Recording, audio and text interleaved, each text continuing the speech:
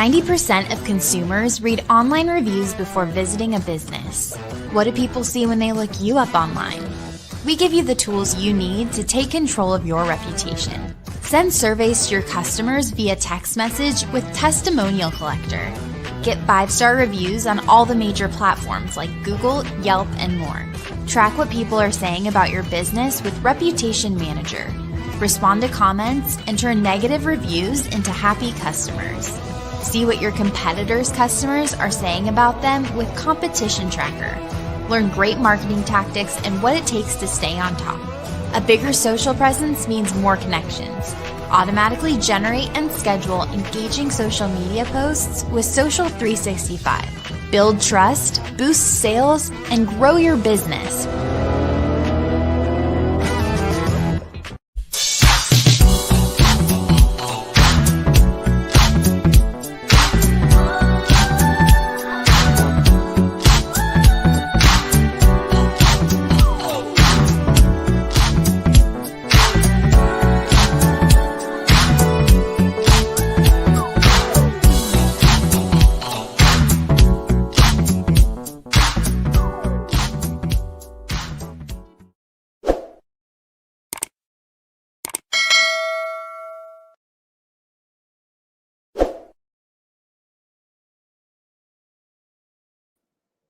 Hey, hi everybody.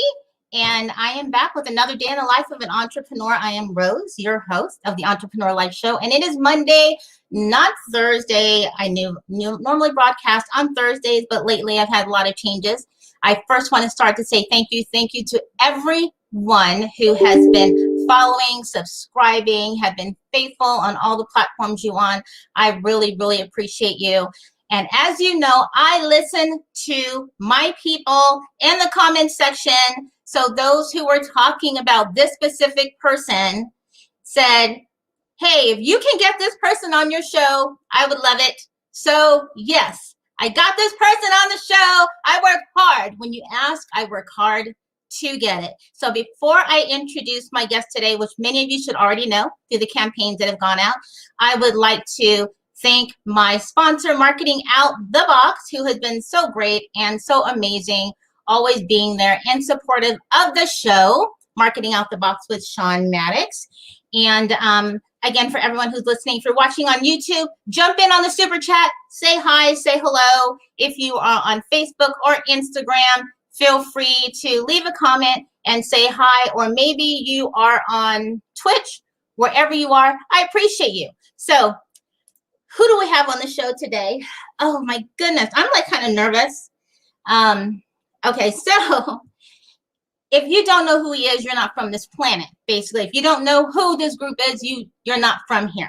Okay, that means you're not amazing. You're not fun.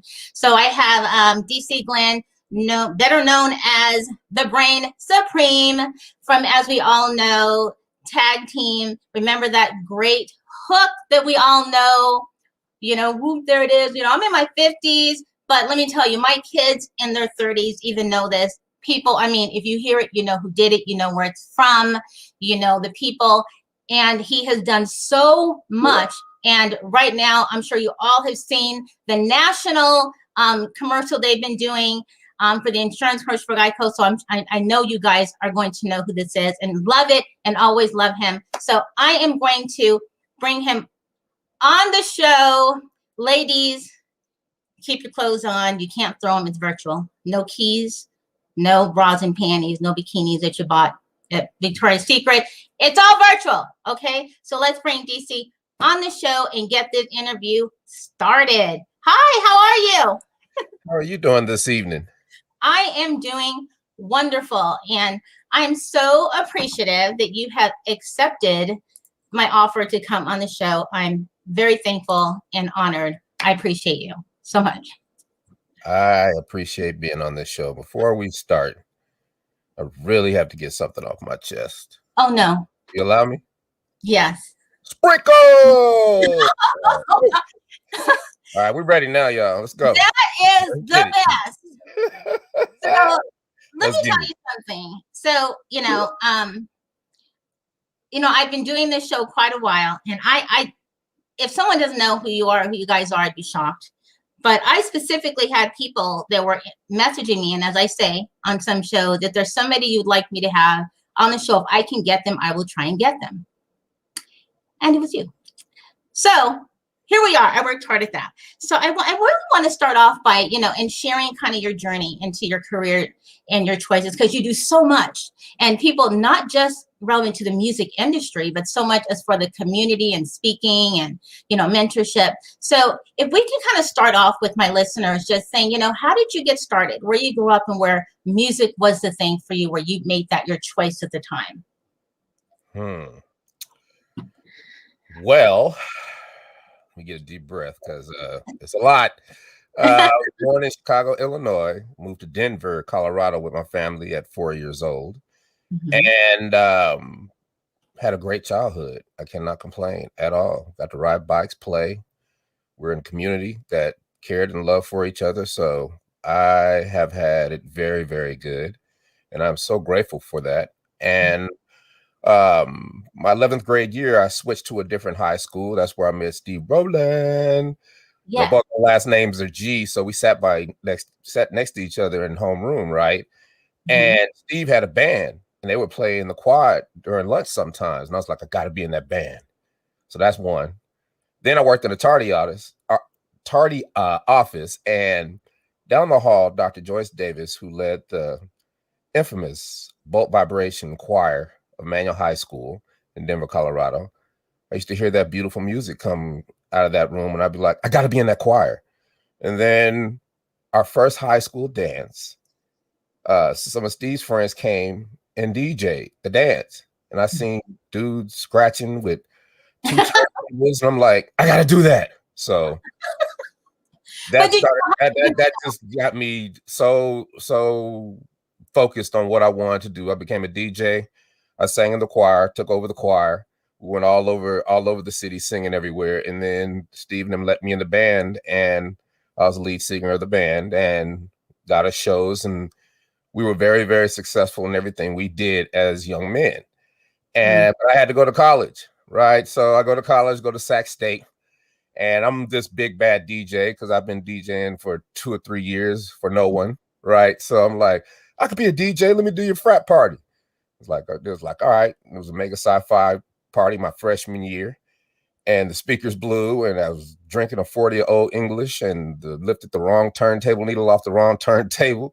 They was getting ready to beat my butt, but I talked them out of it. And anybody else would have quit, and I didn't. I said, okay, sometimes life has a way of crushing your ego and putting his pride in its place. And I just put my ears back and got better. And, there was 3 of us from the band who formed the tag team crew, me, Steve, and Otis P. And Otis P went to the Army. And it was just me and Steve, and that's what left tag team. And then instead of studying in class, I was writing rhymes in class. And I got very good at it. Then a friend of mine who was in the dorms, his name is Johnny Z, he ended up producing In Too Deep, who made Back to the Hotel back in the day. Oh, yeah. Yeah. That's one of my best friends in life.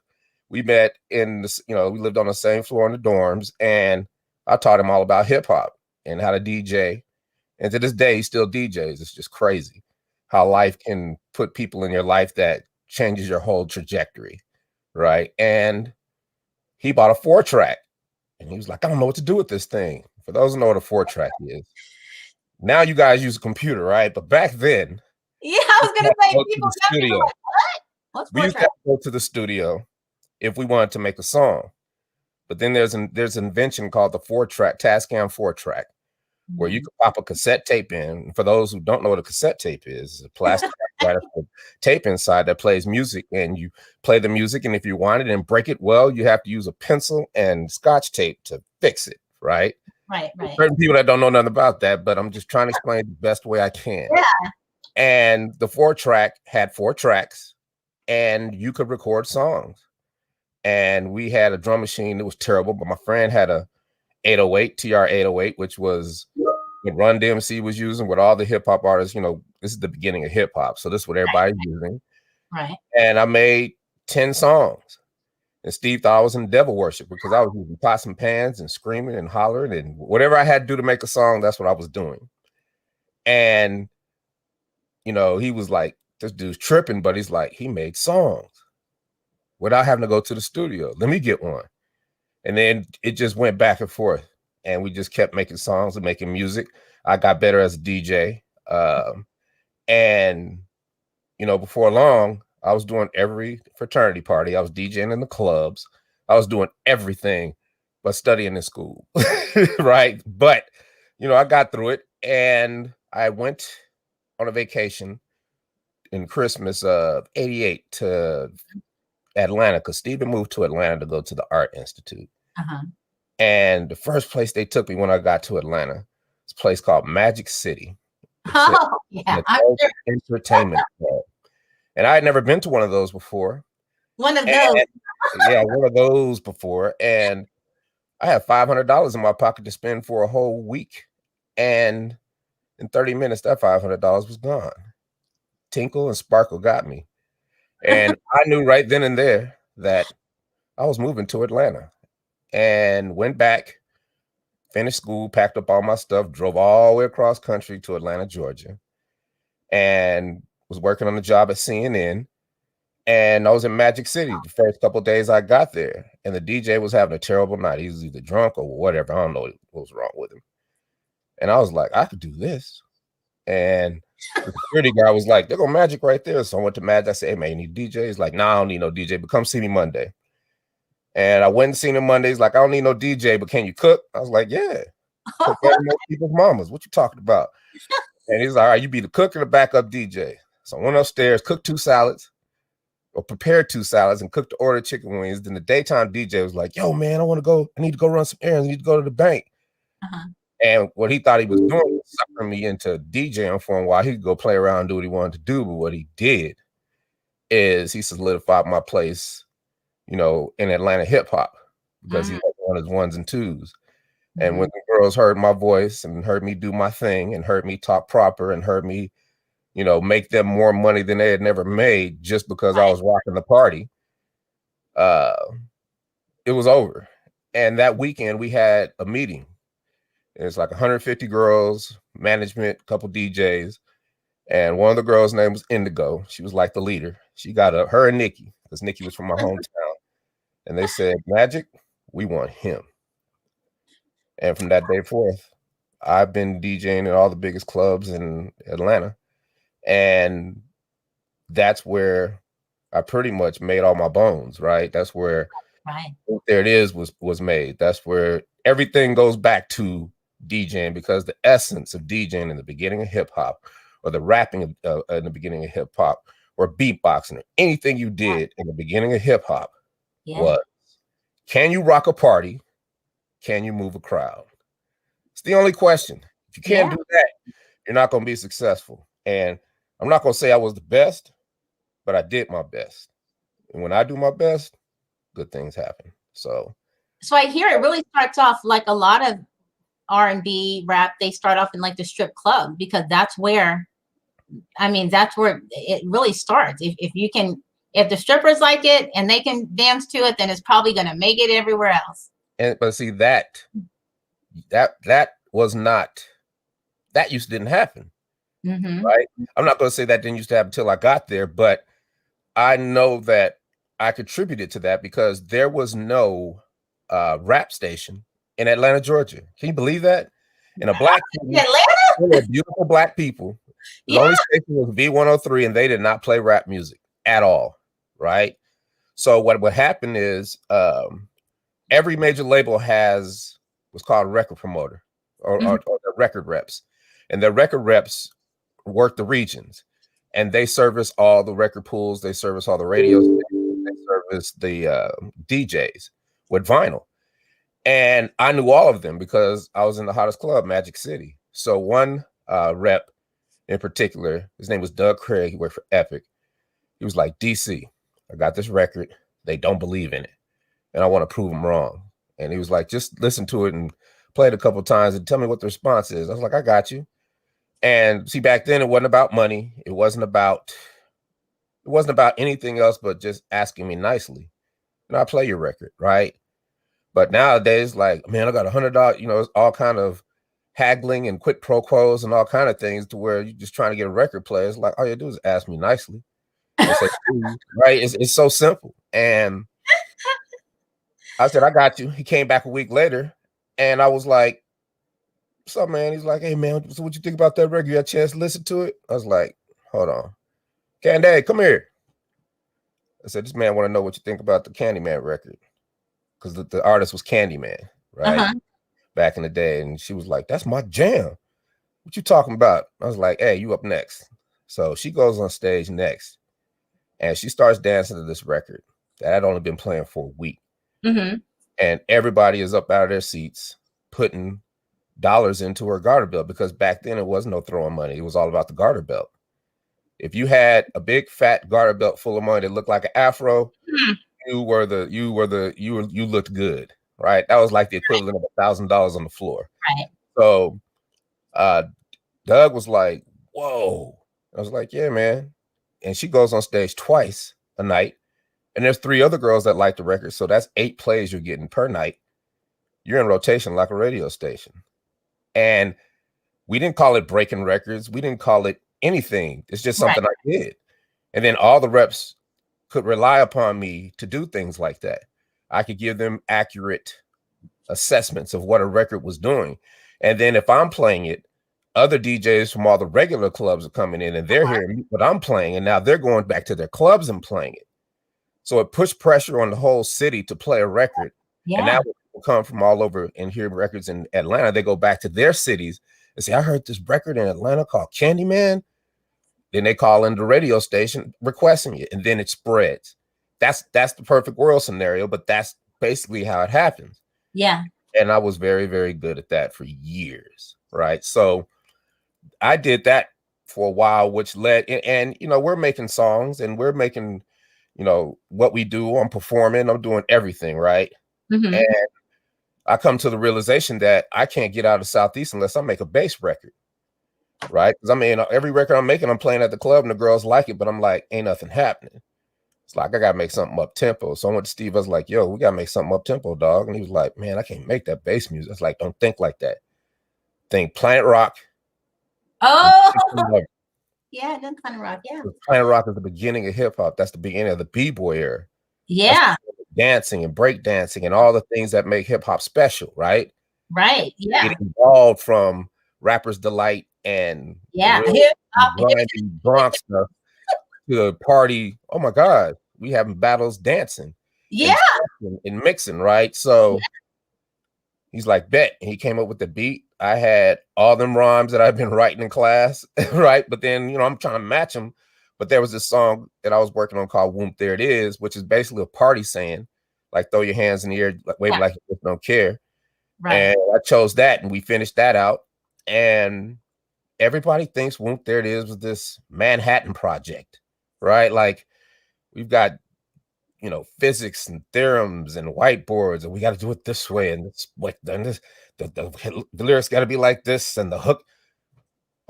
It was just a song about us partying on a Friday night. That's all it was. Just a song about us partying where I work at on a Friday night. And we went and recorded it. And that night I went to work and popped that cassette in, and 15 people came to the DJ booth talking about, what the heck is that? And to this day, that was the biggest response on any record I have ever had. And I've been DJing for 30 years. I just retired 2015 because I didn't want to be a 50-year-old DJ. I just was like, that ain't happening. Not there's anything wrong with that. It just wasn't for me, because it's not that I didn't love DJing. It's just that the clubs changed. Like, I can't do it where people don't dance, right? Yeah. That's too much for me to overcome and adapt to. Where everybody just dance, just standing around and bobbing their heads. I can't. I need you to be on that dance floor, and then I need you to get off the dance floor when I want you to get off the dance floor, because I've switched genres of music, because I went to reggae to go-go, and because I went to go-go and went to house to bass, and then came back down and played 3 slow jams in a row. I'm mixing and matching my floors, because when you leave the floor, what do? You go to the bar and you drink. And I made sure every owner seen that. Right. See, I wasn't just a DJ. I was invaluable. And this is to everybody out there doing anything. I wasn't a DJ. I was DJ. I'm your light guy. I'm your sound guy. I'm doing your marketing. I'm doing your TV ads. I'm doing your radio ads. I'm doing everything I could do. I got health insurance. I got life insurance, right? Because I made myself invaluable. Right. They recognize what I brought to the game. And then if I said, well, this other club, this big brown shiny object club is about to open. Can I go work there? And it's like, no. And this is why. Here you go. So I haven't worked at a lot of clubs because they paid me well enough to be exclusive. Yeah. Right. Because of what I brought to the game. I'm increasing your bottom line. So that's why I tell these stories in this way, because you have to make yourself invaluable to your boss, invaluable to your company, invaluable to yourself. Right. That's how you come up. And we my hubris was out of control. I thought the record was a good record, but every record I made, I thought was a good record. Right. Well, then WHOOMP, there it is for a while. And January of '93, one of the girls was like, how come you don't play that record no more? And I was like, I'll play it. Same thing happened. But this time, Alan Cole was in the house. He worked for Columbia Records. He was one of my reps. He was like, what is that record, man? I was like, it's my record, man. He was like, man, give me that. Took my record, sent it to the higher ups in New York, and they called me. And it's like, we love that record, but major labels didn't know what to do with it because it's from the South. They used to deal with New York, LA. Right. Yeah. You haven't heard of anything from Texas. You heard a little bit from Luke, but that was, I still was independent. The major labels were in New York and LA. And if you weren't from New York and LA, it was going to be difficult for you to sign. You know what I'm saying? So they were just playing around, and I got frustrated. I almost gave up because it was just so frustrating. And a lady named Lisa McCall told me to call Al Bell. Al Bell, if you don't know, he was founder of one of the original 3 record companies for Black music: Motown, Philly International, and Stax Records. That's one Al Bell owned. And she was like, he put out the Deuce record. Remember the song Daisy Dukes? Yeah. He put out that record the year before, and it went gold. I was like, word. If it went gold, he might be able to do something with this because I know it's a hit record. So I call him, and he doesn't call me back for about a week and a half, and he calls me, and he's like, what's up, brother? I was like, what's up, Mr. Bell? He's like, yeah. I was like, look, man, I got a hit record. I've tested it. I've been playing it like crazy. Everybody's going nuts over it. I'm so serious, you need to sign us. He was like, okay. I was like, wait a minute. You ain't even heard the record. And then, he paused. He said, look, brother, I don't have to hear the record. I hear it in your spirit. And I was like, whoa. He said, let's agree to agree. I was like, cool. And he said, send me the record and I'll send you a contract. And I gave my 2 weeks in Magic City, signed a messed up record contract. In a month and a half, we were platinum. That's how fast it was. That fast? It was that fast. That was unheard of back then. The only records I knew that blew up that quick were Tone Loc, Wild Thing. And even Ice Ice Baby took a while to blow. Yeah. Tone Loc, Wild Thing, I remember that was my senior year of college. I was like, oh, that's banging. Like, it was instant. There's a few records that do that. And, what helped is that Ed Lover's a good friend of mine from Yo MTV, right? Ed Lover and Dr. Dre. Yeah. Ed Lover's at the club. He hears, he's like, money, what is that? And I was like, it's my new record. He's like, man, you got to give me that. You got to give it to me, man. I was like, they like this in New York? He's like, man, give me that record. So I gave him a tape. He's like, I can't do nothing with no tape. I need vinyl. Right. So I was like, I'll get you vinyl, dog. When you come back, I'll have vinyl for you. But when he came back, I was already gone from Magic City. Yeah. So we met, and I gave him, we met that weekend at the club, and I gave him the vinyl. And that Monday, for anybody who knows back then, Yo MTV Raps at 4:00 every day was must-watch TV. You had to watch it. And that day, that Monday, Dre and Ed played WHOOMP, There It Is, the entire show. And that just shot it into the stratosphere. And then 2 weeks later, WGN everybody knows the Cubs and the Braves because WGN and TBS. So when the Chicago Bulls win their third championship, you got all the Bulls on stage and 500,000 rabid fans in Grant Park chanting "Whoomp, there it is" simultaneously. Yeah. Then it was over. Then it was just, we were gone for 4 years. The company went bankrupt, and then the saga started, right? And we were in what would become to be a 20-year lawsuit, legal battle. I want to call it a legal battle. And to for the rights of Whoomp, there it is. And it was brutal, and what I remember is that I didn't cry over spilt milk like other artists would. I wasn't bitter. I said, I take responsibility for this. I was mad, of course, but I had to figure out what I was doing. So I said, you will get your day in court. What can you do now? And that's back when I was into self-help and all that, right? And trying to find a better life for myself, because I went through a whirlwind and then been let down. But I had been in the club and I'd watched artists rise and fall. I watched them come in the club and treat people like crap, and then fall and watch people revel in their demise, right? I said, I will never be that dude. I will always stay the same. I always treat people the same. I will always be me. And my father, at the beginning of Whoomp, he was like, son, I'm proud of you. He said, this will end. And I'm like, what? And he gave me an analogy. It's like when I was coming up, all my friends and college friends, they was hustling in the streets, had all the girls and had the Cadillacs and everything. But I just stayed in my school. I stayed, focused. And now I've got all the Cadillacs. And I got the girl I wanted, which is your mother, and they got nothing. And she said, I tell you that to tell you, when it starts to fade, don't chase it. It'll destroy you. So don't chase it. And he meant the fame. And I remembered that. I was like, I got you, Pop. And I struggled with that, right? Because, at one point I was the number one dude in the world, right? But, there's only one way to go when you're number one, that's down. Yeah.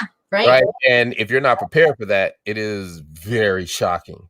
But because I could kind of flow back into DJing, and I had spent my money trying to sue the record company because I thought I had long money, but they got long money.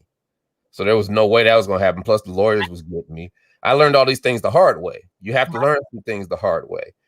And what happened is I just said, I'm going to be a paralegal, basically. I'm going to gather all the evidence. I've got every piece of paperwork. I'm going to get all the court cases. I'm going to learn how to do discovery.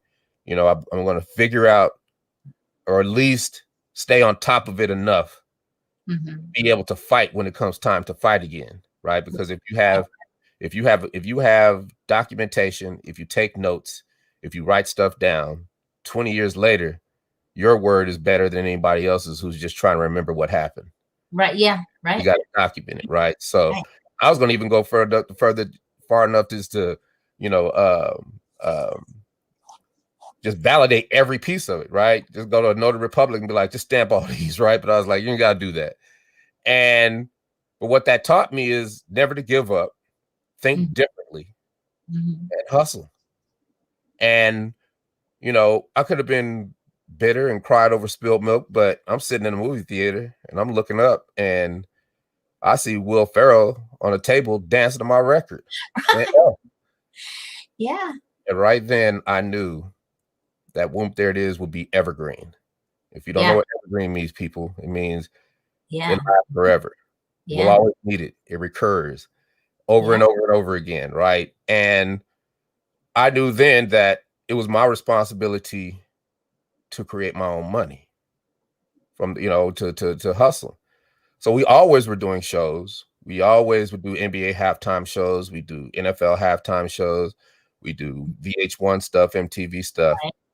And, I just learned how to do different things to kind of right some of the wrongs that I, were foolish in when I was a young man, like not understanding finance. And, right. And it's ironic because my father gave me the game, but I wasn't listening. I was trying to borrow, but he told me, and it still holds true to this day. He said, spend less than you earn, pay yourself, put the rest away. Yeah. You do that, you're good. And I was like, man, I got a ball. What you talking about? I'll be able to come up. I'll have hit records all the time. I'll be able to come up again and again and again. Yeah. Right. Yeah. But all that came to a screeching halt. And because the record company went bankrupt, and then another record company bought it, and then took some things that weren't theirs. Now there's a battle, and we're in the middle, right? So I just lived my life, and I became a licensed commodities broker. Learned about finance, and this is when I'm starting to there are little tactics in my life that help me find out information. One of them, I call this process learning how to learn, right? A lot of it is by happenstance, and it was just by luck. But I was like, I want to have a hedge fund. I'm like, oh, you don't even know nothing about no hedge fund, right? But I was like, I want to have a hedge fund. So how does a hedge fund work? Well, let's find out. And let me start calling hedge fund managers, because they manage hedge funds, so maybe they could tell me. But then when I found out what a hedge fund manager is, I was like, well, let me try to catch some meetings with some hedge fund managers. So I would call and say, my name is DC Glenn. I'm about to start a hedge fund, and I have a lot of potential investors, and I would like to have a meeting. And they're like, well, why should we give you a meeting? Because I'm WHOOMP. There it is. What you talking about? You don't know who I am? I don't do it like that, but I've weaved it in nicely, right? And I was like, well, I'm an entertainer, and I know everybody, and I can bring you. I have privy to investors, from athletes to stars to politicians and everybody, because everybody knew me because of the clubs. I'm still DJing in the clubs because I go back to what I know, DJing. I'm making show money as a DJ now, right? So I'm still making money, and they're like, man, that's my favorite song. Is this really you? And I was like, yeah. It's like, okay. So I think I had I flew to New York, LA, Vegas, and San Francisco, right? And I'm in these boardroom meetings with these people, and I'm like, so why should I let you guys manage my hedge fund? Because I know I'm gonna be controlling a lot of money, so y'all need to really convince me. And then they start pitching, and it was like, because we do this, and we do that, and we do that, and this, and because our numbers are this, and we're the greatest, and blah blah blah. And what they don't realize is that while they're pitching me, they're teaching me. That's smart. And that's what I do a lot, right? And that's one of my tactics, right? And when I finished those 4 meetings, I knew what a hedge fund was. And I knew it wasn't for me, because I'm basically playing with money, and I'm not about to be playing with people's money, and I can't tell them what their money's going into, and I can't control it like that. It's just like, invest and let me do it, and that's it. And I couldn't do that. My integrity with me allowed me to do that, because I would have had to leave everything I loved and did that. And I did not love that much to just do it. I probably would have been successful, been very lucrative, but I would have gone crazy too, probably. Yeah. And I probably would have turned into a person that I didn't like. And I didn't want to do that. So, how they drop a bomb, they have collateral damage where people who weren't involved get hurt. Well, when I do stuff like this, there's what's called collateral sprinkles. The good things that come of it, right? And the good things that came, the collateral sprinkles of this is that I had a financial education. I could look at a year before that, I couldn't even watch CNBC and understand a word they were saying, but now I could watch NBC and understand it fluidly. And I said, let me take the traditional approach. And I went and found the financial planner, and I did the same thing. They taught me while they pitched me. I said, okay, that sounds good. I'm going to take a bunch of little buckets in the form of SEP IRAs for your corporation, Roth IRAs, regular IRAs, mutual funds, stuff like that. And going to take a certain amount out your account every week, every month. And we're going to put a little in this bucket, this bucket, this bucket, and we fill all these buckets up. And then these buckets, we leave them alone, and they grow. Or they might not grow. But the majority are going to grow because you're not worried about it. And you're just letting it happen. It's doing it organically. So that's what happened. And I've always had bread because I've always used that approach. And fast forward, I'm in the big self-help stuff, and I'm at the club still. And I'm like, I gotta do something else. Mm-hmm. And there was this one book. I mean, I went through everything, Anthony Robbins, all the stuff, all the mastery books, everything. But one book stuck, and I don't even know what it is, but I know the story. It's about this guy who wanted to own a pie shop. And he was like, I want a pie shop so bad. So when you want to do something, you got to do what he called getting in the corridor. And getting in the corridor means he went to a pie shop, got a job, was the bus boy, then moved up to the making of the pies, then moved up to, he moved up in the organization job that he could. He did it for about 3 or 4 months, and then he left. And then he started his own pie company. And then his pie company turned into a big pie company because he franchised it. Then he sold it, and he never looked back. And he's like, that's how you come up. So I did that with the club. And when I told you I'm not just a DJ, I said, put together a business plan for my boss so I can be the marketing manager of her whole entire thing. And it took me 6 months to put that business plan together, because I'm thinking a business plan, you just write some stuff down and talk about it and you're done. No, that's not what a business plan is. Business plan, you got to know numbers. You gotta put together scenarios. You got to know the price for everything. You got to know how it's going to increase your bottom line. Is it worth it? What's the timetable? All these things. And I had to go fill out these things. So all you people, when you think that you can go into a bank and say, I want a loan, and they'd be like, do you have a business plan? Like, well, no, they're going to let you talk. But right then and there, they know they're not going to give you no money. Right. Yeah. Right. So I got in the corridor, and that's when I started learning fashion photography. That's when I started learning everything to make that club self-sufficient with its own marketing, where they didn't have to hire anybody else to do the marketing. So I'm doing the radio spots. I'm doing the TV spots. I'm the one making the deals for the TV spots. There's no other club that has TV spots the way I'm doing them. And I increased the bottom line and just continue to learn while I'm in the corridor. I love DJing, but all this extra stuff is even fun. It's more fun. And all the while monitoring the lawsuit, having fun. I'm always gonna have fun because I'm party people, and just living the life. And then, fast forward 2009, I was like, you know what? I can't DJ forever. You got to pick something. And, life is full of trying to do different things, right? And I said, let me do voiceover, because I had got inspired to voiceover because we did a record with the voices of Mickey and Minnie Mouse. I taught Mickey and Minnie Mouse how to rap, right? And I didn't even realize what I was doing at the time, but I was more enthralled on the animation part of it. And I didn't, my life is littered with opportunities and places where I was sitting. And if I had just been thinking the right way, I could have took advantage of that opportunity. But as my Aunt Judy says, people just sometimes not ready. Right? Not ready. You know what I mean? And it's like, you just have to, there's going to come a time where you're ready, and then you deal with it. And we had the greatest conversation. We rapped and we've had fun. I taught him how to rap, and we made the record, and it made me cringe because I'm making a kid's record. But little did I know that kid's record was going to solidify my place for generations. Right? A lot of people are getting kids, except for kids. It wasn't adults rocking that record. It was kids, generation after generation.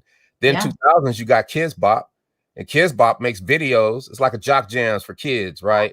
Yeah. It is the main one. They got a video to it. So, the first graders and kindergartners, they play it on Fridays. They had a good week, and they let them dance and have a good time, give them cake.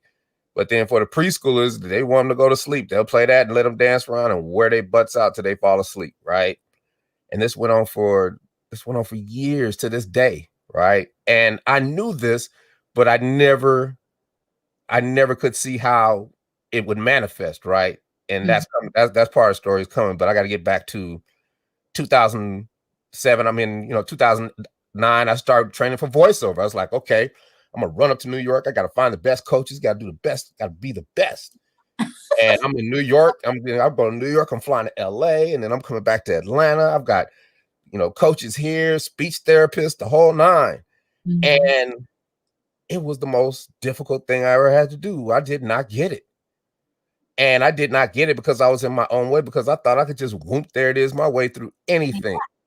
Right. but I was sorely mistaken, and I wasn't listening, right? So therefore I struggled, and it was very, very difficult. And I didn't give up, but I couldn't figure out why it was so hard for me to be a voiceover artist when, I'm looking at people, one reason is because those people have been doing it 20, 30 years, right? I'm just new to it. You're not gonna be able to be good, something brand new to it. So I had to be realistic about it. So I Right. said, keep training. And that's one of the things that you nurture, on a weekly basis. I found coach in Atlanta and just kept training. But in 2012, I get a call while I'm at work. DC, they want you at the front door. Got a phone call. This lady, she's really tripping. She said she didn't get off the phone until she talked to you. I go to the front door. I was like, ma'am, please call me in the morning at this number because I'm working right now. The record's about to go off. I got to go by. Click. And lady from the New York Times calls me on a Sunday morning. Says, did you know Gawker ran an article about you guys and said that Barack Obama was in your music video? And I was like, what?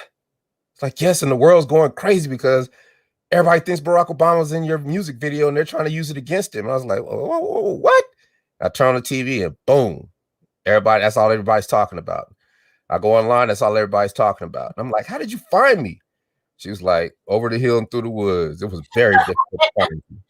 Yeah. And that whole week we did press, CNN, NBC, ABC, we did everything. And I lost a lot of money that week because they couldn't find me, right? And if they can't find you, they can't pay you. Right. Yeah. And that's when I started my SEO career. That's when I said, you know what, that'll never happen again. And I started learning how to make websites, learning how to optimize websites, learning how to optimize all the social networks, doing the grunt work, right? Learning the whole game. And 10 years ago, you would type in tag team and it'd be all wrestling. You type in tag team today, I know. Tag team. Right. Yeah. Period. Right. Yeah. Because I'm cold with it. I can get pretty much any keyword I want within reason, right? So I know how to do this and I know how to get in front of people. And that's because that's one of those, learning how to learn things. Sometimes it's just as simple as asking for help. I used to go in these little chat rooms with these gurus and they be talking, SEO, and one guru, his name was Marco. And I was like, I just hit him up. I was like, Marco, man, I just need help, dude. I'm just trying to learn how to do this, man. Just help me. How much it costs, right? And he's like, I ain't gonna charge you nothing because you asked for help. And he been helping me ever since. Like everybody helps me because I just ask nicely, right? Yeah. Just asking somebody something nicely and saying, please help me. They're gonna help you. If they don't, somebody else is gonna help you. And then one day you're gonna see them people and you're gonna be able to look them in the eye. I And agree. they know they did you dirty, and that is good enough, right? Yeah. It's not about burning bridges, being vengeful, being hateful, none of that.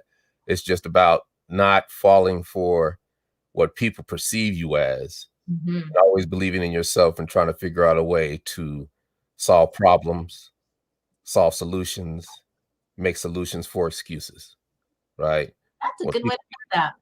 When people give me excuses, man, I can't do that because of this, that. You've just given me a gift because I'm gonna come up with 5 solutions for every excuse you gave me and put it in my toolbox. So when I run across that, I'm prepared. Everything is preparation now.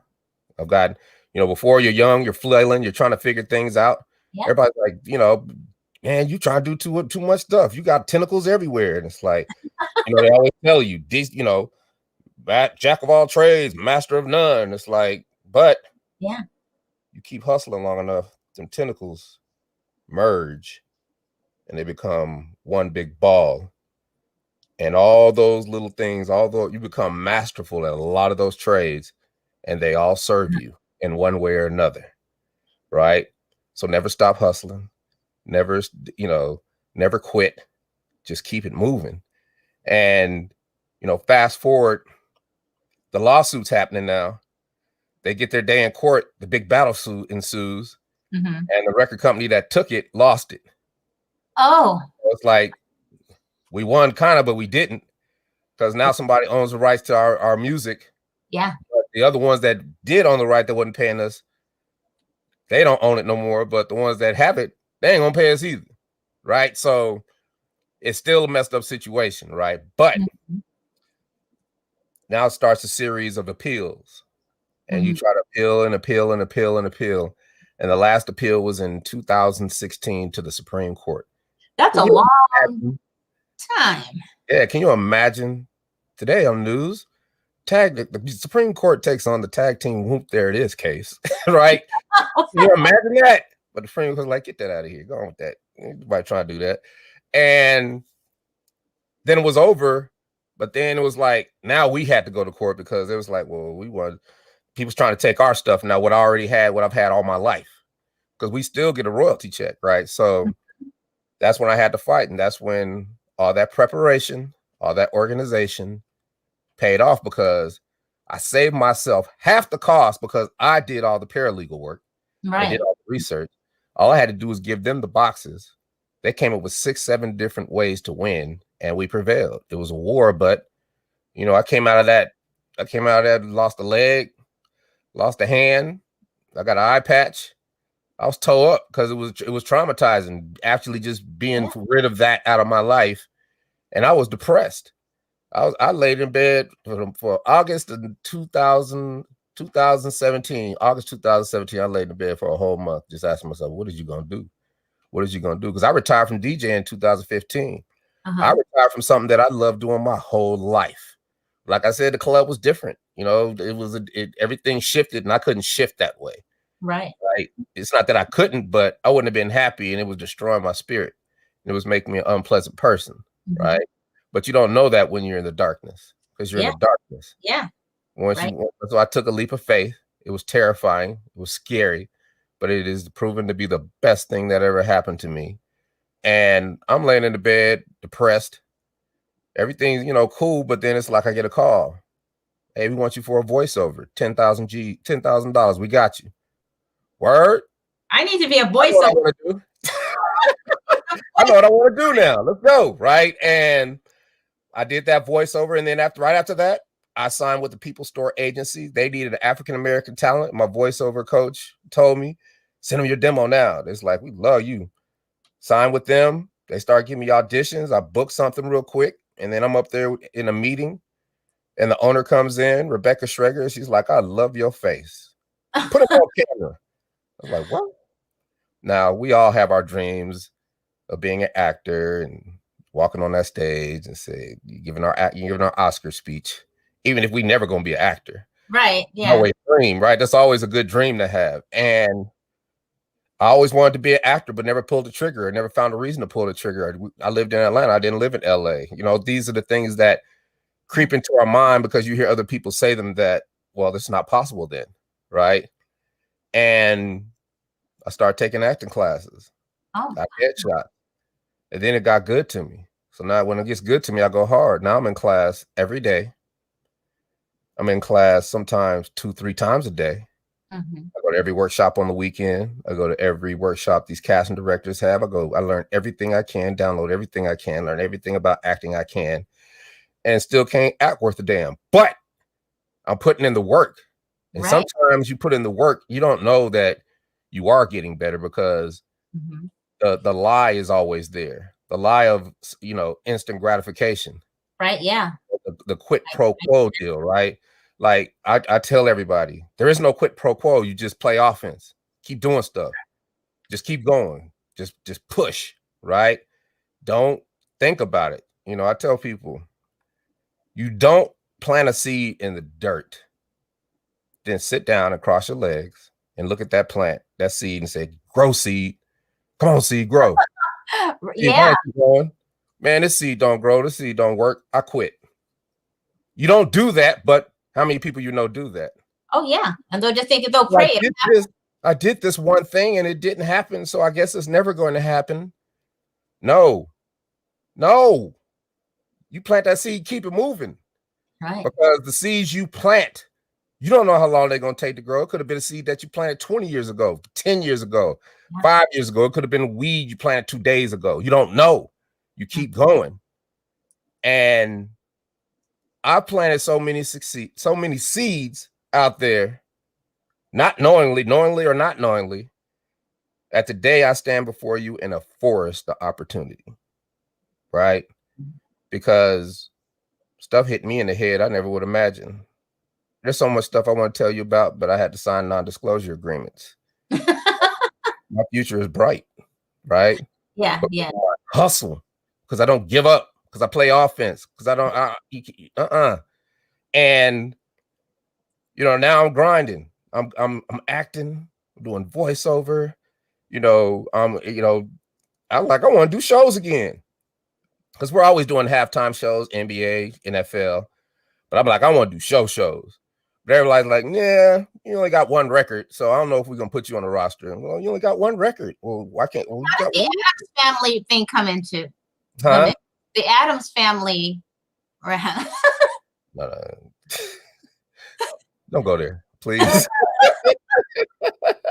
We got one record, and I'm like, okay. And whenever that, and this is a new learn how to learn experience for me. Yeah. Because now I'm like, okay. Whenever that happens now, I go join an organization or a society. Yeah. Right? Because every organization and society is full of professionals that have been putting it down for 10, 20, 30, 40 years, making their profession better through the organization. So you might have to pay $100, $200, $300 a year to be in this organization, but you're going to have all their resources. You're going to have all their game. They're going to tell you everything you need to do. And people don't understand that. Yeah. And I went and joined an organization called International Entertainers Buyers Association. From my knowledge, all I thought it was just the booking agent. They get you shows in clubs and maybe sometimes arenas, and maybe somebody at Live Nation get you on tour. Right. And I go to their conference. Me and Chubby Checker are the only Black people in a sea of 5,000 white folks. And I got a big WHOOMP There It Is t-shirt on because I billboard when I go to conferences because I needed shows. Right. And I had a pocket full of business cards, and I had my pitch down, and I just started. And I said, hey, how you doing? My name is DC Glenn. You know, I made the song WHOOMP There It Is. You might have heard. Yeah, I've heard of that song. What are you guys doing these days? Well, we're looking for shows. I got a clean 90s nostalgia rap show. And if you're interested, I think we might be a good, diverse, addition to your roster. And I did that with over 1,000 people. And all of a sudden, there's a hierarchy in the whole entertainment concert thing. You have the buyer. We want to put on a concert tour. Then you have the venues, the stadiums, arenas, theaters, amphitheaters. Then you have your big boy promoters, Live Nation, iHeart TV, iHeart Radio. Then you have your mom and pop promoters, which, those are the ones tell me you only got one song. You only got one song. And then you have your managers, and then you have the artists. I effectively cut out everybody in the middle. I went to the buyers. Now I'm doing casinos, rodeos, state fairs. We're doing fundraisers, charity events, birthday parties. We're doing every form of entertainment that's imaginable. And we're nickel and diming, but we're getting shows. So now instead of 5 shows a year, now I've got 15 shows a year. And then one of the promoters who was, showing improvement, saying, we're going to get you some stuff. I'm working with some people. I got some for you. He gets us 15 shows on a freestyle tour. Now we got 30 shows a year. All because of my hustle. Because I said, okay, if we do got one song, let me find the people who want this one song and let them pay me. Right. I just flipped it. I said, okay, there's somebody. Okay, if you don't think somebody wants it, I know there's people that want it. So let me go find them. I'm not even gonna deal with y'all. And that's what I did. And that's what happens when you join an organization. Fast forward, boom, the pandemic. Oh, right. Everything, right? And what the pandemic did is it stopped everybody at the same time. Right. Yeah. And for me, it was like, what you gonna do, dog? What you gonna do? Because everybody say we hustling. We all say we hustling, we grinding, we putting in work, we doing this, whatever analogy you use, you hustling. But a lot of people be in their car, revving the car. I'm hustling, I'm driving. We doing it. And they look outside and they ain't going nowhere. They're like, what? Because they stuck in mud. Their wheels are spinning. See, the majority of people hustle like that. And it forced me to stop and say, what are you doing? Right? And I said, what are you going to do? Can't do shows, can't do this, can't do that, can't do this because it's a pandemic. Yeah. And this was when it was serious, when everybody thought, zombies was just going to start eating everybody's ear off and stuff, right? Because I know everybody thought that in the first month. I was like, man, this is exactly how it is in the movies, right? Right. Yeah. And I said, you know what? I went back to this microphone.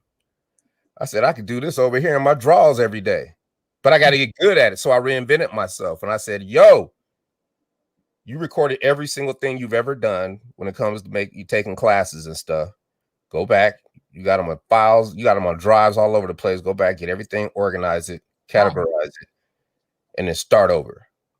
And that's what I did with a voiceover. And it was gut wrenching because I had to hear my 10-year ago self Babylon with all this nonsense because I'm not listening, right?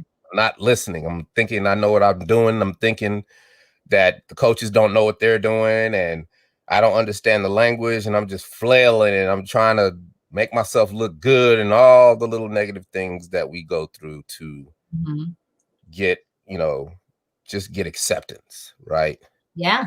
And I didn't even have to do that. All I had to do was listen. So I listened to my first script that I did and a tear almost came in my eye because it was just so cringeworthy. It's already bad enough I had to listen to my own voice. But it's like to hear my own voice sound like that, knowing good and well I sound better than that. I was like, you know what? It was cringeworthy, but at the same time, it was inspiring. Right. Because I knew I could do it. I said, let me take their notes. Let me do the script over. And I did the first script I ever did over, and it was angelic. Because I had finally had mastery over my voice. And I was like, oh yeah. And I went for the month of March 2020. I went through 42-hour sessions of all the voiceover I ever had to do, listening to myself talk, listening to myself flail and struggle and get it a little bit, but I understood every word they were saying because I'm an actor now and I'm a voice artist now and I'm a different person now because I listen. And I started booking instantly. And then in April, because of all this hard work, I get a call from my acting coach. Hey, I'm casting this movie. I need you. I put you in this part. You can get to Nebraska. I was like, what? You said nothing but word. I'm in the middle of Nebraska in a cornfield, happy as I am, shooting my first movie, right? Because of all my hustle, because I stuck with it, because I didn't give up, because I developed those relationships. I met the coaches. I became their friends. I put in work for them. I became their assistants. I did whatever I had to do to learn how to act better. And my pandemic started off beautiful because I had booked a national Pizza Hut commercial. And it was for March Madness. And I had changed my approach to auditioning because I wasn't having success. So I had to flip it. And once I flipped it and figured it out, I booked the first time I tried that technique in an audition. And okay, well, we were in a pandemic. We're not going to do it. And I could have been mad I lost the $60,000.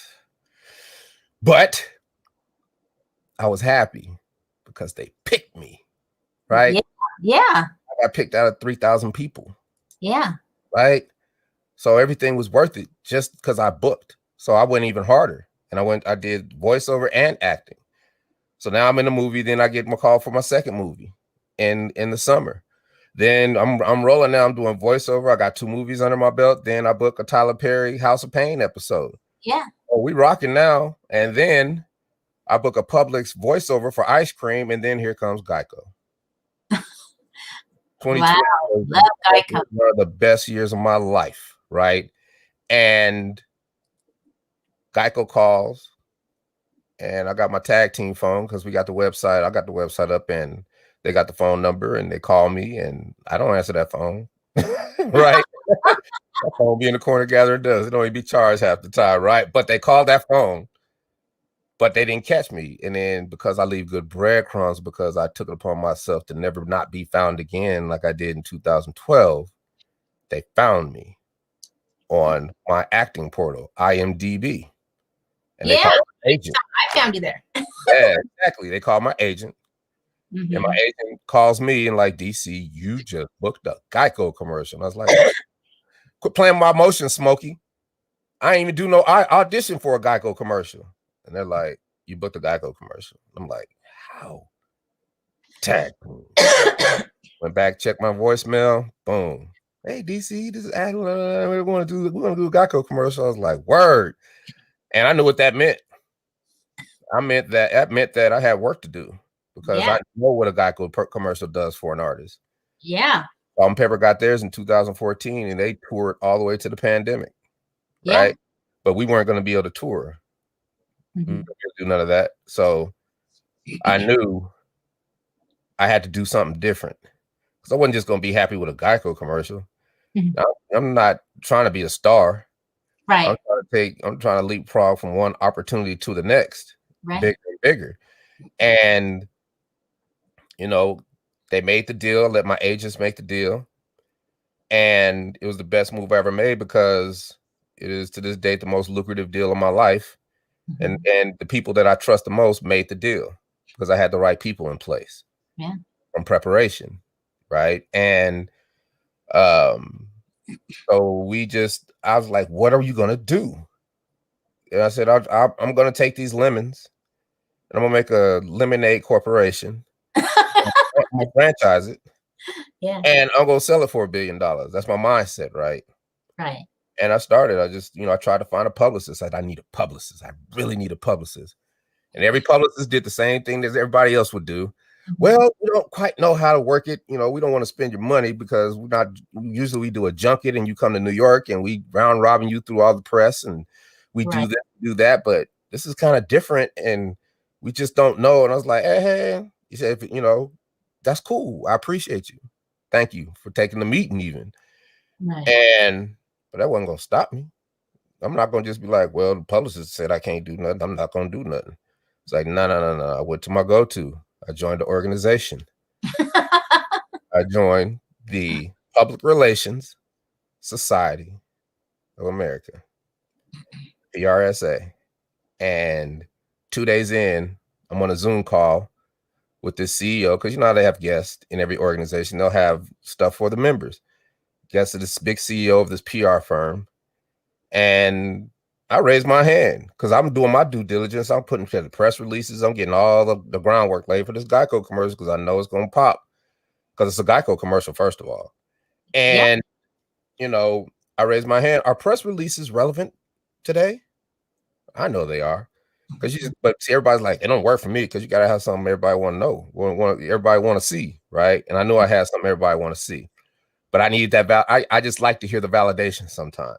Right, yeah. So what turned into just me wanting to validate if a press release worked turned into something totally different because they were like, well, what's it for? I said, well, kind of featured in a Geico commercial called Scoop. There it is. And I'm looking at the chat and it's like, is that him? Wait a minute. Oh my God, it's him. That's my favorite commercial. Man, your commercial rocks. And the chat just blew up. I ended up blowing up the whole Zoom call. And then the moderator's looking, her eyes are getting big. And she looks at me and she's like, DC, we'd like to welcome to the organization. We're going to talk about that Geico commercial afterward. Back to the question, that's a good question. Are they relevant? And the guest was like, heck yeah. Because think about it. The whole last year everything has been about COVID. Yeah. Everything has been doom and gloom. Everything has been everybody fighting each other, everybody wanting this or wanting that, everybody just chaos, right? Right. Here you guys come with something that does the most simple thing to humanity. It just puts a smile on people's face. Sometimes that's enough, right? Yeah. It brings joy. We brought joy to people in ways that I could have never imagined. And she was like, and not only that, You want to go here to get in front of all the TV talk shows. You want to go to this site to get in front of all the reporters. You want to go to this site to get in front of all the journalists. You want to go to this site right here to get in front of all the podcasts. You want your pictures to be like this. You want this to be like this, that. Wow. And you should do well. And they gave me the game, the entire game, in 10 minutes. Oh my God. I have not looked back. And it has opened doors for me I could have never thought possible. And it is the reason you and I and your beautiful audience are talking today. Right. Yeah. Yeah. I didn't give up because my hustle broke through, because I think differently. And I don't fear work. I've never feared work, because my mother had me stemming collard greens and shucking peas since I was 5 years old. She basically had a prep cook when I was 5. My father had me mowing the lawn, washing his car, cutting the hedges, washing the windows, shoveling snow. And they didn't just work us. They said, okay, there's going to be reward and there's going to be consequences. Yeah. You're going to do this work one way or the other. Or there's going to be consequences. Yeah, but you do this work, you're going to get your allowance, $5 a week. If you don't, but even if you don't do work, you still going to get $5 a week because y'all good kids. But if you don't do this work, I'm gonna hit it where it hurts you. You can't go play with your friends. Right. You can't, you might not get something for Christmas. Like, they hit us hard. And you buck that system a couple of times, but then you're like, it's too painful. If I didn't go to church, we couldn't play on Sunday. And we used to love to play football on Sunday. So if we didn't go to church. She's like, you don't gotta go to church, you can lay in bed all day, but you can't go play with your friends, and you can't watch TV. Oh, you ain't gotta do that, but you ain't gonna watch TV tonight. And it was real easy after a while. Just do the work. And I've always worked my butt off. And I remember one blizzard, because I'm from Denver, one blizzard. We were the only family that had a snowblower. So me and my brother, we clear ours pretty quick. I see Mr. Grant struggling. It's like, Mr. Grant, we got you. We shovel his snow, and me and brother, let's just keep going. We did the whole block, right? Didn't charge nobody nothing. We just did it. And for the next 2 weeks, I'll be walking home. Hey, boy, come here. Hey, I appreciate you doing my snow. Here. $30. I'm like, what? $30? Man, people $20, $30, $10. I'm like, my mom, dad only giving us $5. And that's when the hustle kicked in. That's when I knew all I had to do was work hard, make money. I got a paper route. I worked at ice cream shop in my teens. I worked as an AV assistant where I was rolling around projectors in the university. I started chefing and working at restaurants all through college. I have never been scared of work, because I know if I work right and I work smart, I'm going to be paid, period. So I don't fear work. That's why when people tell me I can't do something, when they say, no, you can't, no, we might not. Okay, thank you. And I learned how to learn, right? I know people are like, what does he mean? Learn how to learn means, okay, I get an email, somebody just blabbing on about something, but there might be important information in it, but I can't even get down 2 lines and I start daydreaming. So I learned how to learn. I throw it in the AI. Now it's reading to me while I'm checking all the other emails. Right. Then I hear something important. I'm like, wait a minute. Now I'm reading along with it while it's reading to me. Now I'm retaining more information. Now I know it.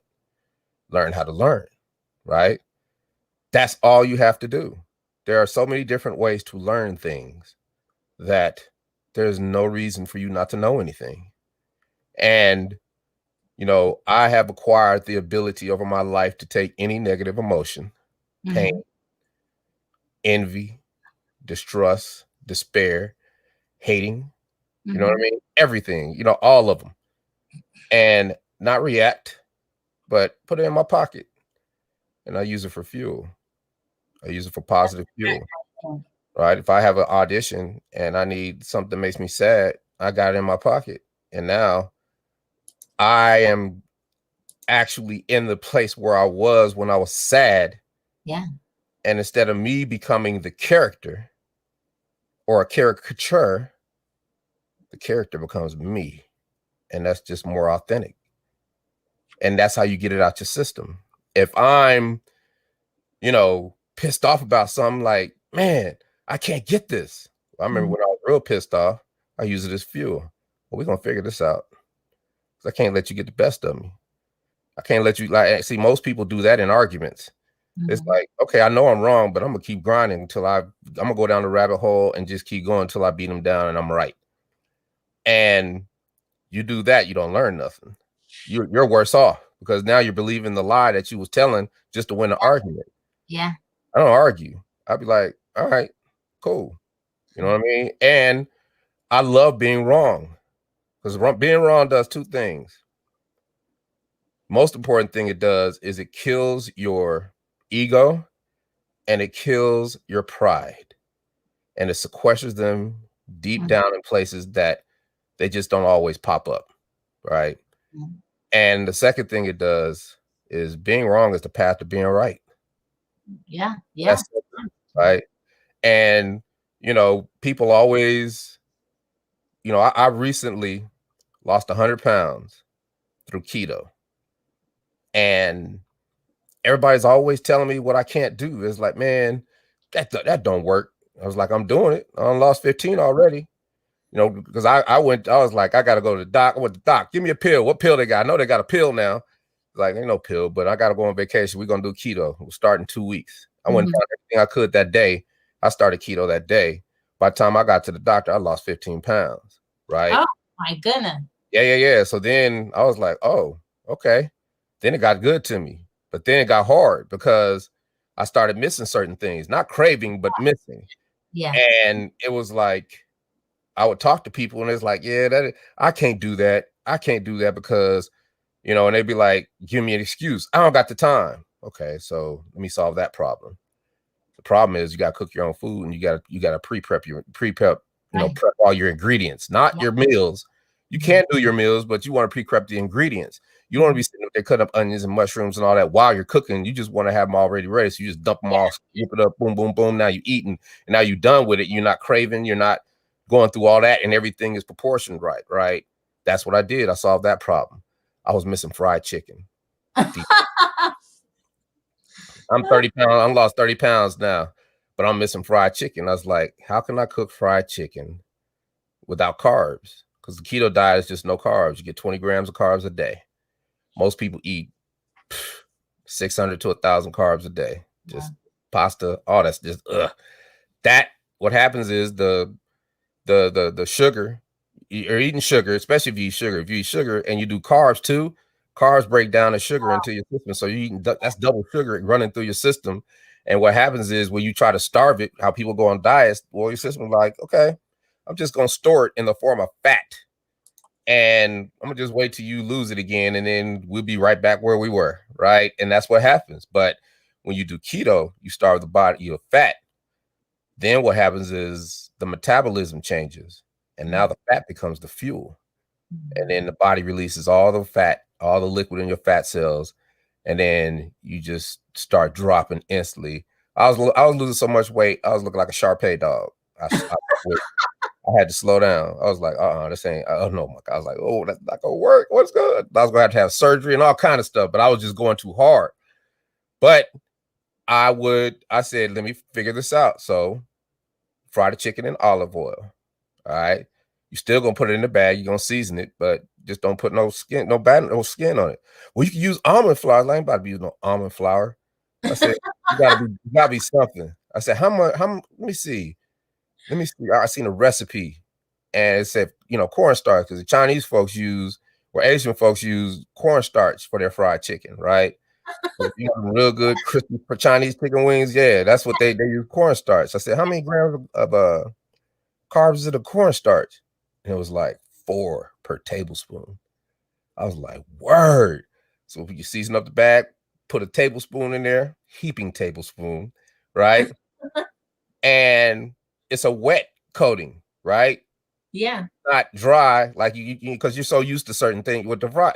You drop it in that hot oil, bam, it crisp up just like that. Best chicken wings you'll ever eat in your life. You have your chicken wing. I have my fried chicken and my salad, and I'm good. Yeah. And then I have to fry everything like that now, right? And then I just came up with a solution to the problem. People are like, well, you know, olive oil has a high burning point. Not with me, because I got a big vat, big metal tin. And every time I fry something, as soon as that chicken comes out, there's a cone and a strainer. and that grease goes straight in. It's clean, and I use that. I can do 15 fries off of 1 bottle of olive oil.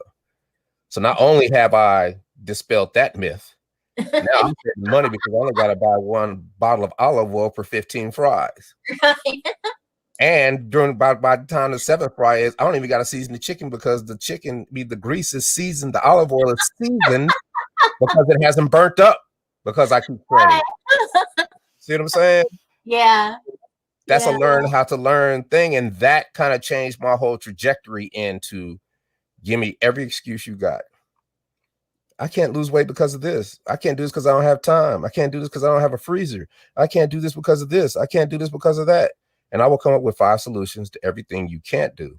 Like I said, put it in my toolbox and ride. So I know you have programs though, right? You have programs and like mentoring programs, like what you've been, let me tell you, you recreated yourself. You rebranded yourself, which is important, and looking at artists today, I'm over 50.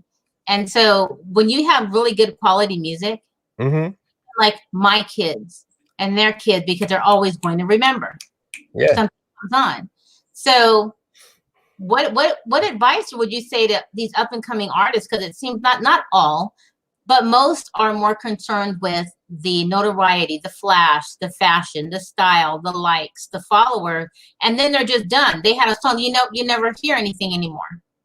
So, and even with financially, you see a lot of them are going bankrupt already and not having money or selling off because they're buying everything. And that's the tragedy of it, right? And what I do is they come to me all the time. DC, put me in the game. First of all, I don't rap no more.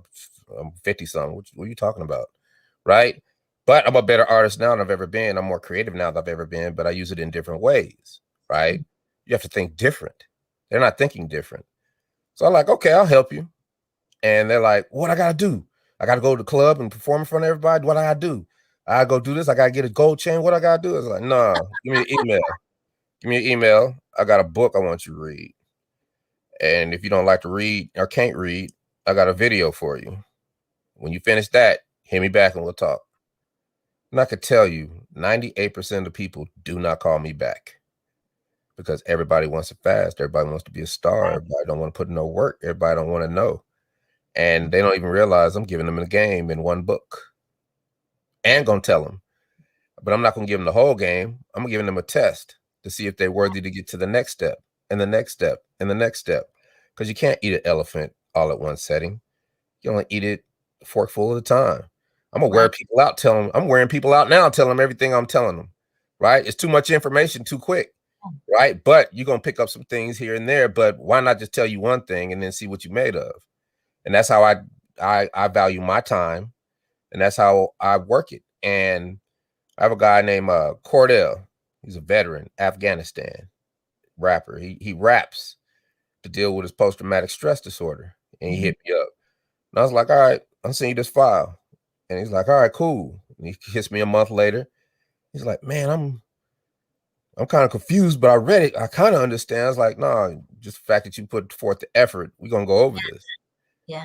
And we had our conversation. I went over it. He understood it. And he was like, oh, okay, I get it now. Cool. All right, I know about that, but how's that relevant? I was like, dude, I just put you in a situation where you will never be taken advantage of in the music industry. Because that book is about music publishing. I said, brother, I done gave you the back end first. I done gave you the back end first. I'm not going to give you the front end. You already want the front end. You want the girls, the cars, the clothes, all that stuff. Right, yeah. I'm giving you the back end. After you done had your record, it done fell, and you like, what the heck am I doing? And record company don't know you no more. I'm giving you that. Because if I give you that, you realize all that other stuff don't mean nothing. Right. Because when you do this part, when I give you the back end and you do the back side first, you don't get taken advantage of. And even if you have a mediocre record, you own the rights to your record, or you have power over your record, even if you're sharing it, to make money for the rest of your life. Even if it's because you can sync it, you can license it, you can do whatever you want with it, you can remake it. And it's all you. But if you don't have that record, nobody remembers you. Yeah. You just had a record, you fell, and now you're bitter, right? And that's what I do for people. And my mission for the rest of my life is to talk to people, anybody who want to listen, and just tell them the things that I wish somebody had told me when I was a young man. And don't get me wrong, my parents raised me lovely, but my father don't know the ins and outs of the music industry and about all them snakes and how they do recoupment and do all the things he do to trick you out of your money, right? So I take full responsibility that what happened to me. And because I took full responsibility, this is why I'm standing here now with all this opportunity. Right. Because I didn't cry over spilt milk a couple times, but not where it just took over my life. I was like, I'm going to show them that they couldn't hold me down. I'm going to show them that, I'm more than just WHOOMP, there it is. And now I have one of the biggest commercials in the history of commercials. I have one of the biggest records in the history of recorded music. And when I get done with it, I don't know what else is possible, but I know that it's going to be something that I didn't expect, because I do this when it comes to hustling, thinking differently, trying to figure stuff out. They call me DC the Brain Supreme for a reason. Yeah, I was going to ask you. You know what I'm saying? And it's like, a friend of mine, Roy Lee Davis, gave me that name because we were sitting around one day when we was young, and he was like, man, I just be sitting around listening to you talk, man, and you just be coming up with all the ideas, and you just come up with solutions, man. I'll just call you the Brain Supreme. I was like, you tripping, dude. Because, we were smoking a little bit, and you're like, man, you tripping, man. But then it stuck, and it was just like, Brain Supreme, DC the Brain Supreme, okay. And, I just know that I do not want to leave this earth regretting that I didn't do something. That's why I go so hard, especially after the pandemic. Because the pandemic, we are all in the Serengeti together. Yeah. When they say we're all in this together, we all in the Serengeti. Are you going to be predator or prey? Are you going to be an impala and get ate, or are you going to be a lion and eat? Right? You got it's a simple choice. Yeah. And people are sitting there waiting for it to come back the way it used to be, and it's not going to come back the way it used to be. Right? And what they don't realize is that I'm standing, because I keep moving forward and I'm playing offense. I'm standing looking in, a new frontier, right? You can make your own lane, custom. You can live all your dreams now. Now's the time. Yeah. And you can do it. And you build a lane, you build another lane, you build another. Next thing you know, you got a highway. It's your highway with your name on it. Yeah. Takes you wherever you want to go. And now I got a PR firm, and didn't even try to have a PR firm, but because I hustled, and now I love it, right? And it serves me. Now I can do my own press. I do 5 or 6 of these a day. Interviews, whatever. I cut video. I do movie trailers. I do everything, animation, all of it. And people tell me, you can't do all that at one time. No, I can't. There's no way possible to do it. You're right. But I can be prepared for all of it. Yeah. You never know what opportunity is going to fall on your lap.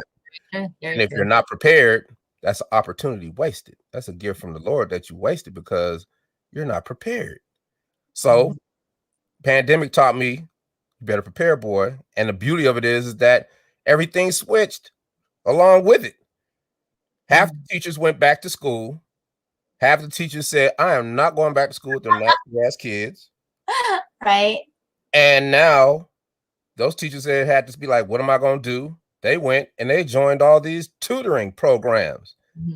Now a teacher that was teaches that same kid that he would have been in school with, making $60 a week or $60, $60, whatever they're making, $60 a day. Now they're making $60 an hour. All day. Yeah. Right? Because they teaching, and this comes from doctorate Harvard professors all the way down the line. I'm in class constantly. I'm being tutored for music production. I'm being tutored for music theory. I'm being tutored for anything that I want to learn to be prepared for anything that comes my way. And the worst thing that can happen is that you just know something new and your life is enriched by it. Right. Yeah. Right. You don't have to make it your, that ain't got to be what you do. You're prepared. If that comes your way, then you went through the fundamental parts of it to understand it, to get back into it, to be able to make money on it. It's a hustle. Yeah. I've always been a hustler. I've always had 4 or 5 hustles in the hole. Because when you're in these streets, if you got a hustle, somebody going to see your hustle and they're going to try to take it and they're going to dilute your hustle. You got 5 people doing your hustle. They dilute it. They're like, ha, we done took your hustle. I'm like, ha, you can have that hustle because I got 6 in the hole. Here's the new hustle. Now chase me. By the time you figure out this one, I done nurtured another hustle. So I got 5, 6 hustles in the hole always, because you never know. And that is why I've always been successful. That's why I always keep bread in my pocket. And that's why I always live a full life, because to me, that's what life is about, and just having control over how you think about things and not letting people dictate what you do. I love, all these things where, all the self-help books, all the normal things that are somewhat true can also be flipped. And not saying that they're wrong, but there's an alternative mode for that too. Like, don't hang around people who are not serving you, or don't hang around negative people. And I'm like, no, keep them people closest to you, because the negative people are the ones that are going to provide your fuel. Think about it. Your family members, right? Family members, the people that love you, hate on you the hardest, and it's not because they hate because they hate you. They hating because they care, but they don't know no better. Right?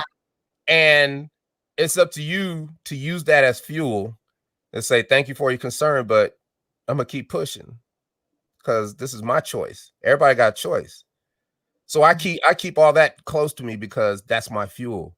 But if you let that get to you and then it break you down, and you're like, my mama said I shouldn't do nothing.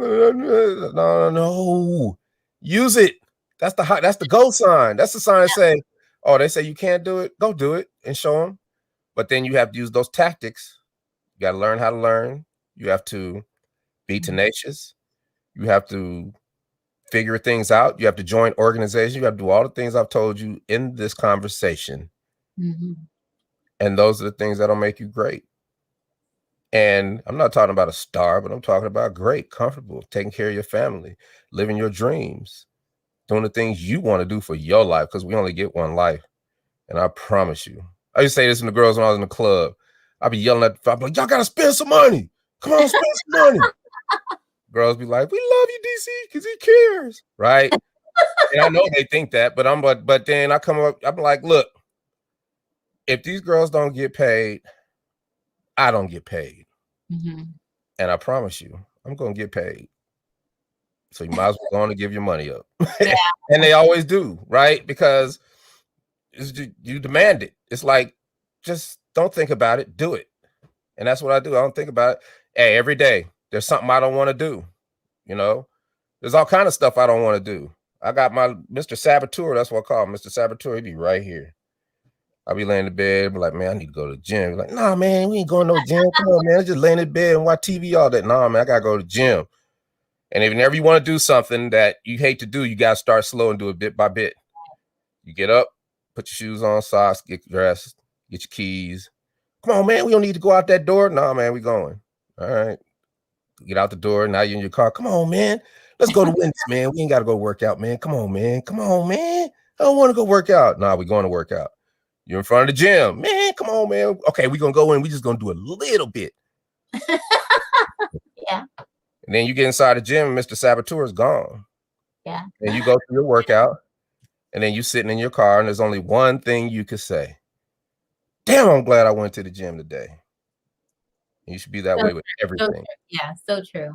You do it anyway.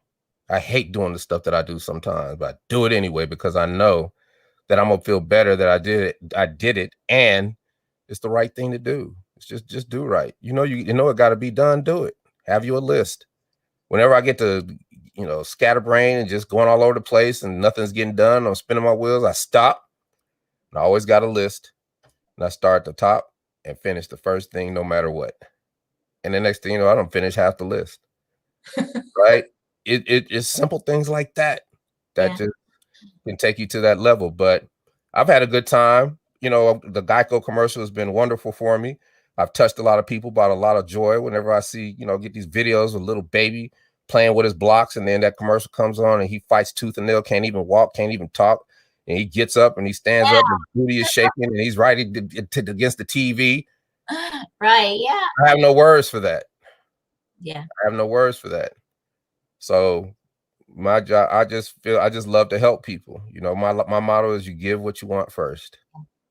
Period. You have a very inspirational story, and your outlook on life is extremely transparent and inspirational. People, I appreciate that, like, sincerely. Yeah.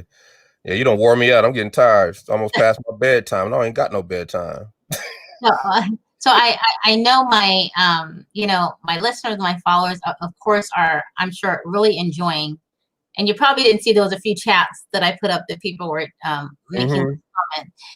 But I really, really, really sincerely appreciate you just sharing everything and your journey, and, you know, accepting the invite to be on the show as a guest. I really appreciate that. And here's another flip. I appreciate you for just letting me come over here and run my mouth, right? Because what people don't understand is that I learn more from talking. I don't come up with 14 different ideas just from talking and telling my story and putting things into perspective and placing things and coming up with different ways of figuring things out and blah, blah, you know what I mean? Yeah. I've come up with different, like, I know that there are 3 or 4 things that I'm going to do tomorrow to see if they work or not, or add to my hustle, or try different things, or whatever. So my mind is always thinking how to do things differently. And I still do things. I still honor the traditional ways, but there's so many different ways to do new things. You just have to find them. And the key to that is that everybody's going to give you those. Everybody is going to give you those negative comments, those excuses, and just look at those as gifts to come up with solutions to make your life better. Because you don't want to be the person giving excuses for everything. You don't want to be the person be like, that bag ain't nothing. You ain't gonna be able to do it. You always say you're gonna do something. Don't be that person. Let them be them, and you just reap the benefits of those gifts that they give you.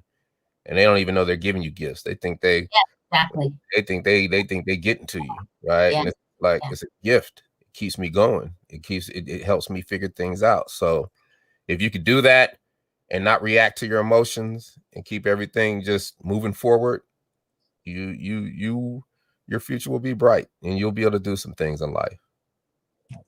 Well, I appreciate you again. And to all of our listeners, everybody who's been watching live, I'm not sure if you're watching on Twitch or Instagram or YouTube or Facebook, wherever you are. Thank you sincerely for everybody who is tuning in on the podcast and can't see DC Glenn. So you can always go to the website, entrepreneurlifeshow.com, and subscribe anywhere and see the live interview or the YouTube channel. Make sure you subscribe.